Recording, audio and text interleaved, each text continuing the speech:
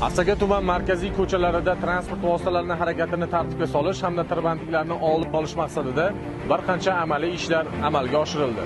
Jumladan Asaka tumanining Baraka va Beruniy mahalla fuqarolar yig'inlarida yangi avtoturargohlarni foydalanishga topshirilishi munosabati bilan endilikda Beruniy mahallasining Imom Buxoriy ko'chasida, Kamolot mahallasining Marg'iloniy ko'chasida, Baraka mahallasining Umid ko'chasida, Beruniy mahallasining Toshkentboyev ko'chalarida, shuningdek Dehqon bozori hududlarida transport vositalarining to'xtashi taqiqlanadi.